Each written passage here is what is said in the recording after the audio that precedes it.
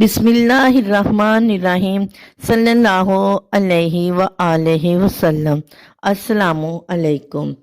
आज मैं आपको एक ऐसा वजीफ़ा बताऊंगी जिसके करने से नस्लों में गुर्बत ख़त्म हो जाती है, बीमारियां ख़त्म हो जाती हैं। नस्लों में कोई लूला लंगड़ा या कोई बीमार नहीं रहता, कोई अपाहज नहीं रहता।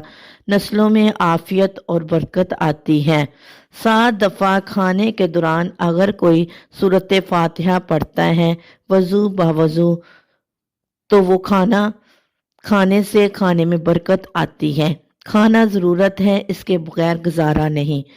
फरिश्ते अल्लाह का जिक्र करते हैं, इनको खाने की ज़रूरत नहीं। अच्छे से अच्छा खाते हैं। जब हम लोग फिर भी बीमार हो जाते हैं, हाथ वगैरह भी धोते हैं, फिर भी बीमारियां हमें लग जाती हैं।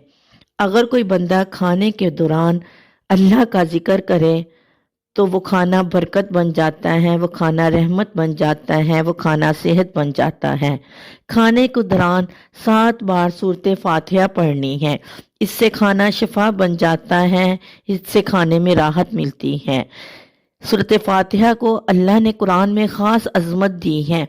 एक बार सूरत फातिहा पढ़ने में चंद सेकंड लगते हैं, जल्दी ये पढ़ी जाती है। पानी पीने, खाना खाने और दूसरी ज़रूरियात पूरी करने में हम कितना वक़्त लगाते हैं। सूरत फातिहा को पढ़ने से 7 आसमानों की बरकत समेट लेता है।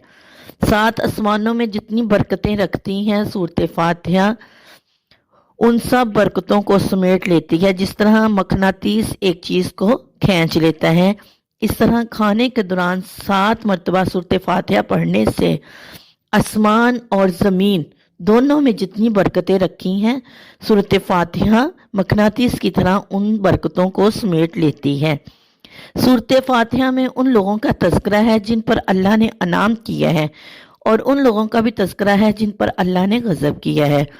दुख तकलीफ और बड़े बड़े हादसात से सूरत फातिहा हमें बचाती है। घर का एक फ़र्द अपने लिए नियत करे या अपने माँ बाप के लिए नियत करके सूरत फातिहा को पढ़े, या आने वाली ताक़यामत अपनी नस्लों के लिए या पूरे आलम इस्लाम के लिए नियत करके पढ़े। जो जितनी ज़्यादा नियत करेगा उसे इतनी ज़्यादा बरकतें मिलेंगी।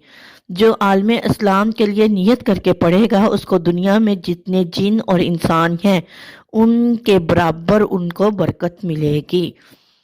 सूरत फातिहा को पढ़ने का मामूल बना लेना चाहिए। इससे अल्लाह ताला रिज़्क़ में बरकत देता है, बीमारियां दूर होती हैं। अल्लाह हमें सूरत फातिहा को पढ़ने की तौफीक दे। आमीन सुम्मा आमीन। सल्लल्लाहु अलैहि वसल्लम।